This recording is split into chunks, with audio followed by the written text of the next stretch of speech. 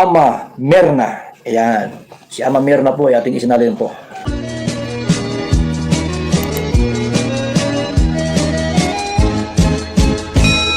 Good morning! Mayroon tayong balita ngayon na nakakagulat Bagamat ito'y napanood na ninyo sa iba, pero pwede ko pa rin ulitin at pwede ko pa rin i-share para doon sa mga hindi pa nakakapanood. Alam po ba ninyo na itong kalingap nga nung pumunta sa Hong Kong, grabe ang nangyari sa kanila dahil pinagdadampot sila ng mga pulis. Alam naman natin na mga kalingap sa team ni Kuya Val Santos Matubang, ganun din kay Kuya Rab, Kalingap Rab, ay marami talagang nagsusuporta sa kanila. Lalo na doon sa Hong Kong. Naku, napakarami talaga mga fans doon. Doon sa meet and greet nila doon ay hindi mo mabilang ang tao. Nagdagsaan ang mga tao na hindi mo na mahulugan ng karayom yung sa dami ng tao. Grabe. Kaya nabahala ang mga pulis, na alarma sila bakit gano'n ang nangyayari. Siyempre, di naman nila maintindihan kung ano yung ginagawa ng mga kalingap, di ba? Akala siguro ng mga pulis ay kung ano ng mga ginagawa.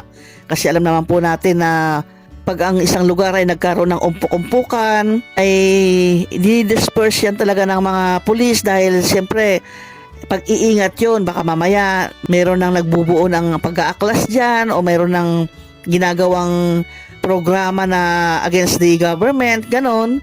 Kaya binubuwag kaagad yan ng mga pulis. Doon sa ibang lugar yan pag ganyan na nagkakaroon ng umpukan. Kaya doon sa Hong Kong, nung dinadagsa na ng mga tao, ang mga kalingap, yung kalingap team, ay yun nga na-alarma yung mga pulis at ginawa nila, inilayo nila itong mga kalingap boys natin doon sa grupo o doon sa mga tao. Yan, hinuli. Sila Kindred, yan nahuli rin. Sila Edo, sila Jomar, yan, sila Kalingap Rab. Ibig sabihin silang lahat ay pinaghihiwa-hiwalay. Na hindi pwede magsama-sama, inihiwalay sila doon sa mga tao, doon sa karamihan ng mga tao. Dahil hindi pwede yung ganon. Hindi naman talaga alam ng kalingap yun, di ba? Yung ganong patakaran, ang sa kanila lang naman ay yung imit nila, yung mga fans nila, imit nila yung mga nagmamahal sa kanila, akalain ba naman na gano'n ang mangyayari? Nakakagulat nga dahil kahit tayo na nanonood ay nagulat tayo sa dami ng tao.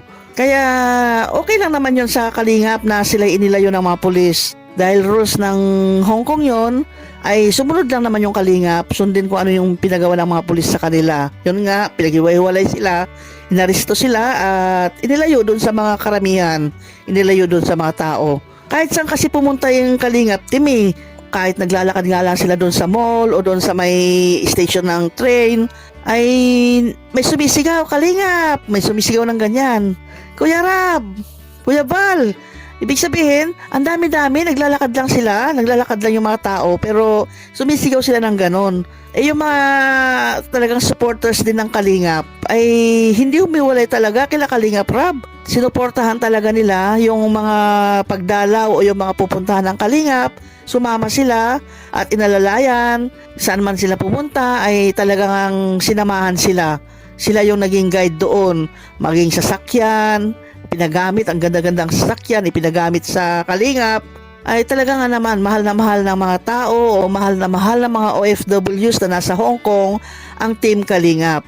Hindi nila sila pinabayaan doon, sila yung naging tour guide doon sa Hong Kong.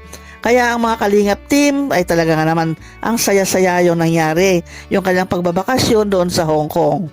Bagamat ganun nga na may mga pulis, pero bandang huli naman ay nagkaroon naman ng kasiyahan doon isang portion doon na yung mga OFW ay naghanda sila, nagkaroon sila ng program, nagkaroon pa sila ng mga sayawan, kantahan, na nandoon yung Kalingap. Talagang naghanda sila, pinaghandaan nila yung pagdating ng Kalingap team. Dito ka lang, sukali ka. Nakakatawa naman. Nakakalingap, kakatawa, ang dami nila. Sige, pakuntok si Papa. Wala si Kuya Bal. Wow, thank you po. Wow, thank you po. Thank you so much po. Ay, grabe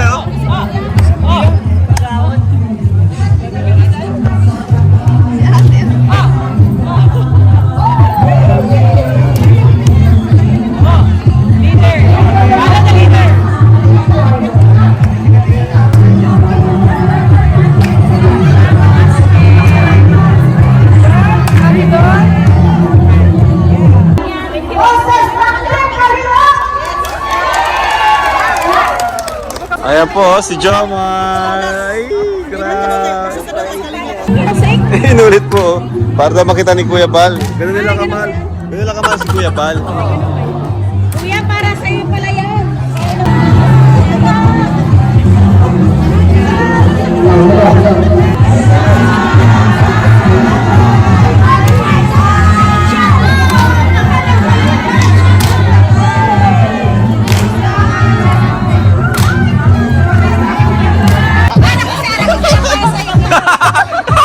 Ayan o.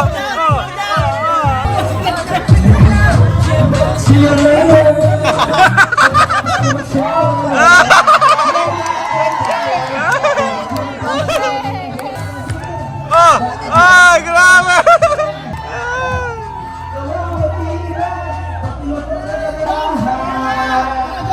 Ayan na. Ah! Ah!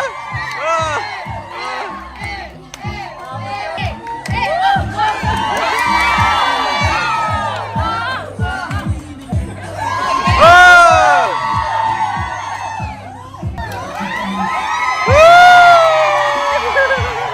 Kaya success yung yung pagbabakasyon ng Kalingap team doon sa Hong Kong. Sulit na sulit talaga dahil ang dami o bukod doon sa mga magagandang tanawin doon, napakaraming mga nagmamahal sa kanila na dumalaw, sumuporta at nakipag-meet sa kanila. Kaya itong Team Kalingap ay hindi lang pang Pilipinas ito, kundi pang international, pang worldwide talaga. Kaya sa susunod, doon sa mga pupuntahan pa ng Team Kalingap, kung saan man yan, kung sa Singapore man yan, kung sa Japan man yan, o sa India, kung saan man yan pupunta, ay sana makarating din o makasama yung ibang mga Kalingap Angels, ganon din yung ibang mga charity vloggers ng Kalingap, para sa ganon ay maging katuwaan din ng mga OFWs na nandoon sa lugar na kanilang pupuntahan. Ayan, panoorin po niyo yung mga videos ni Kalingap Rab, ganon din yung mga videos ni David, videos ni Kindred, videos ni Kuya Val Santos Patubang, videos nila Starax, yan, mga videos nila Kalingap Edu, panoorin po natin lahat yan. Bagamat pare-parehas yan na puro Hong Kong, pero syempre iba-ibang anggulo naman yan, iba-ibang picture, iba-ibang mga kuha, kaya masarap panoorin o nakakatuwang panoorin ang mga videos nila. Okay, salamat po muli sa inyong panonood, hanggang sa susunod uli na video. Bye-bye!